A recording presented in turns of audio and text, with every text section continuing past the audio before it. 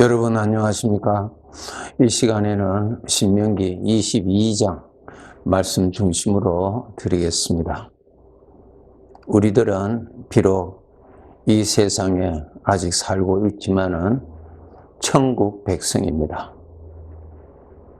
하나님을 아버지라고 부르는 그분의 아들들입니다. 놀라운 신분이고 영광스러운 신분이고 피조물 가운데서 가장 복받은 자들이죠. 이 세상에 살고 있는 우리들을 향하여서 우리 아버지 하나님은 죄를 항상 조심하라고 말씀하십니다. 왜냐하면 죄는 하나님과의 관계를 멀어지게 합니다. 그 죄에 빠지게 되면은 신분은 하나님의 아들이지만은 그의 삶은 하나님 아버지를 대적하는 자로 그렇게 전락되기 때문에 항상 죄를 조심하라고 말씀하고 계십니다. 누가복음 9장 51절부터 보시면은 예수님께서 성천하실 날을 앞두고 제자들과 함께 사마리아 도성을 지나서 예루살렘으로 가는 길인데 이 사마리아 성읍을 지나야 되는데 이 사마리아 성읍들이 유대인들과의 아주 좋지 아니하는 감정적인 것이 있기 때문에 그 길을 가지 못하도록 그 사람들이 가로막습니다. 예수님의 제자 야고보와 요한이가 예수님께 청하기를 주님, 감히 주님이 가시는 이 길을 가지 못하도록 막는 이 사람들을 하늘로부터 불을 명하여 그들을 다 죽여버릴까요? 죽여야 되지 않겠습니까? 라고 하는 그러한 말을 하게 됩니다. 그 말을 들으신 주님께서 그 제자들을 심히 꾸짖으시고 그 길을 피하여 다른 길로 돌아서 예루살렘으로 가셨다라고 하는 기록이 있습니다. 주님께서 이 제자들을 크게 꾸짖으신 것은 그러한 생각은 죄에서 오는 생각이죠. 네, 죄에서 오는 생각을 그 제자들이 받아들이고 죄에서 오는 생각을 동의를 하고 그 생각으로 말을 했죠. 그러니까 그것은 예수님께 충성이 아니라 예수님과 대적이 되는 죄에 충성하는 모습이 되는 것입니다. 그래서 우리 하나님의 자녀들은 하나님을 모시고 살아가는 하나님의 아들로서 이렇게 하나님을 대적하게 하는 나를 속이는 이 죄의 유혹을 항상 깨어 잘 분별하셔야 됩니다. 큰 죄나 작은 죄나 내 마음에 수시로 나타나지요. 나타날 때 우리는 그 죄를 따라가서는 안 되고 이제는 그 죄를 다스려야 합니다. 하나님의 아들은 죄를 다스릴 수 있는 권세를 하나님이 주셨어요. 죄의 종이었을 때는 종이 어떻게 주인을 거스리고 할 수 있겠습니까? 죄의 종이었을 때는 죄가 시키는 대로 죄가 주는 생각대로 무조건 동화가 되고 하나가 되고 연합이 되어서 그렇게 생각하고 그렇게 행동하고 그렇게 말하고 살았잖아요. 그것이 죄의 절대 복종입니다. 그것은 죄의 종이었을 때 하는 것이고 이제 하나님의 아들은 죄의 종이 아니라 하나님의 아들이거든요. 그러니까 하나님의 아들이니까 죄가 또 나타났을 때는 아직까지 우리는 천국이 아니고 이 세상에 살고 있잖아요. 그러니 죄가 얼마든지 나타나죠. 죄의 생각으로 나타나잖아요. 우리들에게 나타나죠. 나타났을 때 죄의 종처럼 무조건 그것을 따라가고 무조건 복종하고 무조건 그것과 동화를 하고 그것 따라 말하고 그것 따라 생각하고 그렇게 살아간다면 신부는 하나님의 아들일지라도 그의 삶은 죄의 종의 삶을 사는 부끄러운 삶을 살아가는 것이 되는 것입니다. 그렇기 때문에 우리가 하나님의 아들이 되면은 죄를 다스릴 수 있는 권세를 우리 주님이 주셨다고요. 우리 아버지 하나님이 주셨다고요. 여러분 창세기 보시면은 요셉 너무 잘 아시죠? 요셉은 애굽의 노예 신분이었습니다. 노예로 살았어요. 노예로 살았던 그 요셉을 하나님께서 그 왕을 통해서 그 나라의 왕을 통해서 애굽의 총리로 세우게 됩니다. 총리로 임명할 때는 이제는 애굽의 노예가 아니고 애굽의 모든 것을 통치하고 다스릴 수 있는 권세를 그 신분과 함께 주는 것입니다. 이름만 애굽의 총리가 아니고 총리에게 주어지는 권세도 같이 주어지는 것이지요.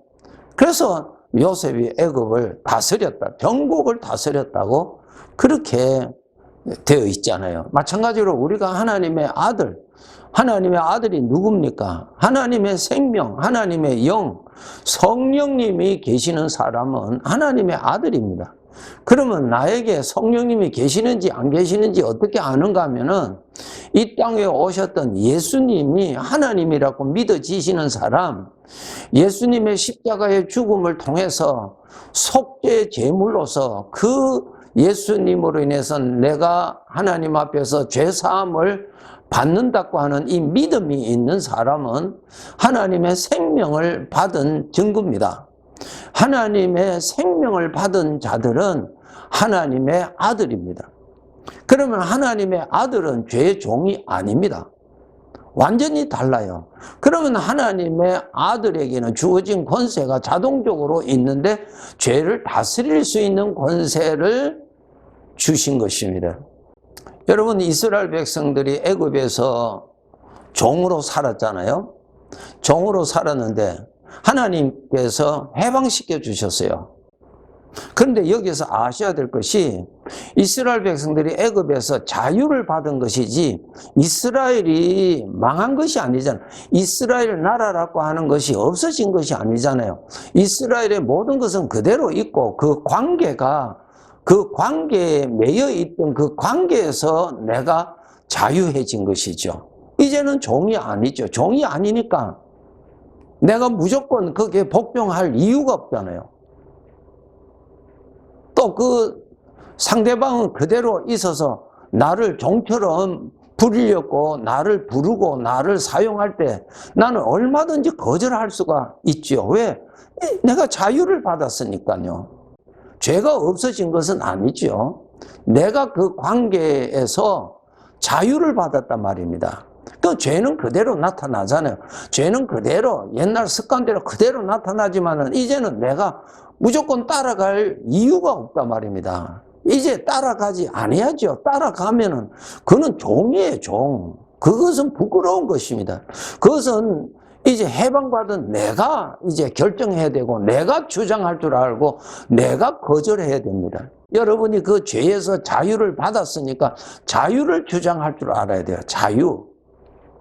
그럼 자유가 무엇인가? 하나님이 자유예요. 하나님이 자유예요. 그래서 여러분 죄에서 정말 자유하기를 원하신다면 죄를 다스리고 죄에서 자유하고 하나님께서 주신 그 아들의 자유의 권세를 누리시려면 하나님을 가까이 하시고 자유가 되시는 하나님을 가까이 하시면 자유해집니다. 놀라운 영적인 법칙입니다. 그런데 하나님을 가까이 하지 아니하고 내가 죄에서 자유를 받았으니까 이제는 거절할 수 있겠다고 생각은 할 수 있지만 실제적으로 죄가 충동하고 죄가 유혹하면은 거절을 못합니다. 습관이 있잖아요. 우리는 그냥 따라갑니다. 그냥 따라가요. 끊을 수가 없는 것입니다. 자기 힘으로는. 자유는 하나님이세요. 하나님을 가까이 하는 사람일수록 죄로부터 자유해집니다. 꼭 기억하세요. 우리 구원받은 자들이 가장 괴로운 것이 죄로 인하여서 괴로워하잖아요. 수시로 일어나는 죄로 인해서 우리는 괴로워하는데, 또 기도하고 또 회개하지면 또 죄에 빠지고 또 죄의 유혹에 빠지고, 죄의 유혹을 빠지는 것이 아니라 죄를 사랑하기도 하고, 이런 함정에 우리는 계속 반복적으로 나가잖아요. 아무리 회개를 한다 하더라도 또 죄가 나타나면 또 우리는 충동받아서 또 따라가고, 무조건 시키는 대로 우리는 춤을 추잖아요. 여러분, 이 종과 반대는 자유죠. 자유는 하나님이 자유입니다. 하나님을 가까이 하셔야 돼요. 그것이 자유입니다. 하나님으로 충만할수록 죄를 거절할 수 있는 권세가 나타납니다. 하나님을 가까이 할수록 죄를 사랑하고자 하는 마음이 하나님의 권세가 다스려 주시는 것이, 이것 우리 하나님의 백성들이 반드시 아셔야 됩니다. 첫째 아셔야 될 것이, 이제는 죄의 종이 아니라 하나님의 아들이라고 하는 자기 신분의 변화를 아셔야 돼요. 그러면 하나님의 아들은 죄의 종이 아니기 때문에 죄는 그대로 나타납니다. 옛날에 나를 시켰던 그대로 나타나요. 이제는 내가 그것을 거절할 수 있어야 돼요. 내가 거절을 해야 됩니다. 여러분, 따라가면 안 되죠. 그거는 종이란 말입니다. 하나님의 아들이 과거의 길로 가면 안 되죠. 부끄러운 것이죠. 하나님의 아들인데, 그런데 하나님의 아들인데 죄가 유혹을 하면 우리는 그 따라간단 말입니다. 그 유혹에 빠진단 말입니다. 또 죄가 충동하면 우리는 또 거기에 걸려든단 말입니다. 그럼 어떻게 하면 이 자유를 누릴 수 있느냐? 자유는 하나님이시거든요. 하나님을 가까이 하세요. 여러분의 마음에 하나님을 채우세요. 하나님을 가까이 하면 내 마음에 하나님이 채워지잖아요. 하나님을 내 마음에 가득히 채우는 방법은 하나님을 생각을 하세요. 하나님의 말씀을 생각을 하세요. 하나님의 말씀을 생각을 하세요. 그것이 하나님을 가까이 가는 것이고, 하나님을 가까이 갈수록 하나님이 내 마음에 채워지고, 하나님의 마음이 채워질수록 그것이 바로 나에게 자유가 됩니다. 어디로부터? 죄로부터 자유가 됩니다. 죄를 다스릴 수 있는 권세가 주어집니다. 이것이 전부 다 하나님으로부터 나타나는 것입니다. 자유가 무엇입니까? 자기 마음대로 하는 것이 자유입니까? 아니죠. 자기 마음대로 해보세요. 그것은 망하는 것입니다. 속지 마세요. 사탄은 자유는 너 마음대로 하는 것이 자유라 합니다. 아닙니다. 절대로 속지 마세요. 여러분, 운전을 자기 마음대로 하는 것이, 그것이 자기를 위한 것입니까? 자기 죽는 길입니다. 자유는 하나님이 자유예요. 하나님이 자유입니다. 하나님이 자유. 그래서 하나님을 가까이 하셔서 자유할 수 있는 권세와 능력을 받아서 죄가 유혹할 때 뿌리칠 수 있고, 그것이 악한 영의 정체인 것으로 볼 줄 알고, 그것을 전에는 사랑하였지만 이제는 내가 그것을 미워할 줄 아는 이러한 권세, 자유를 지킬 줄 아는 권세는 하나님으로부터 주어지는 것입니다. 그래서 여러분, 우리를 자유케 하려고 자유를 주셨으니, 그러므로 너희는 굳게 믿음에 서서 다시는 종의 멍에를 매지 말라. 그 유혹이 오면은 그것을 너가 붙들고 너가 그것을 가지고 너 자신을 매지 말아라, 그 말입니다. 자유하면서 살아야죠. 하나님을 가까이 하세요. 그래야 하면은 자유해집니다. 다른 길은 없습니다. 하나님을 채우세요. 자유해집니다. 어떤 자유? 죄로부터의 자유입니다. 죄가 주는 생각으로부터 자유해지는 것입니다. 사망의 생각에서 자유해집니다. 오직 자유는 하나님으로부터 주어지는 유일한 복입니다. 하나님을 더 가까이 하세요. 우리는 천국 가는 그날까지 죄의 생각이 가득한 곳에서 우리가 살고 있기 때문에 하나님으로부터 자유할 수 있는 능력을 받지 아니하면 우리는 또 끌려가고, 우리는 또 유혹에 빠져서 또 괴로워하고 또 고생하고, 피할 길이 없습니다.